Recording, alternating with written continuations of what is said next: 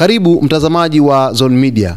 Moja ya taarifa ambayo imetufikia hivi punde ni kwamba droni ya Israel imeshambulia kiwanda cha kuchakata gesi katika uwanja wa gesi wa South Paz nchini Iran, ambao ni mkubwa zaidi duniani na unashikiliwa na nchi jirani ya Qatar, na kusababisha mlipuko mkubwa, kwa mujibu wa vyombo vya habari vya Iran. Shirika la habari la Tasnim linalohusishwa na kikosi cha walinzi wa mapinduzi ya Kiislamu IRGC limeripoti kuwa sehemu ya kiwanda hiko cha Farji Ejam katika awamu ya 14 ya South Paz iliwaka moto.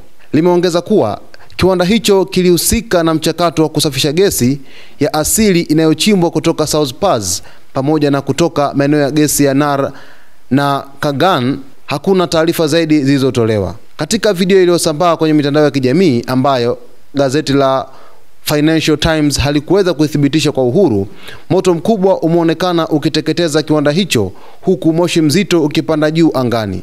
Ikiwa hii itathibitishwa, itakuwa ni mara ya kwanza kwa kiwanda cha kusafisha mafuta cha Irani kushambuliwa na adui wa kigeni katika vita ya wazi tangu vita ya Iran na Iraki vya miaka ya 1980.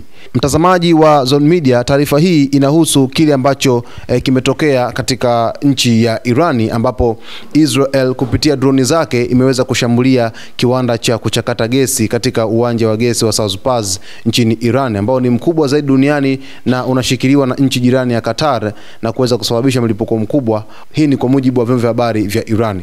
Taarifa hii imeweza kuzua mzozo mkubwa na inatarajiwa kuweza kuleta tafrani kubwa kupitia mashambulizi ambayo Israel imeanza kuyafanya kuelekea katika nchi ya Irani. Sasa mtazamaji, ungana nasi kila siku ili uweze kufahamu nini ambacho kitajiri kufuatia taarifa hii. Jina langu ni Victor Mushi na hii ni Zone Media.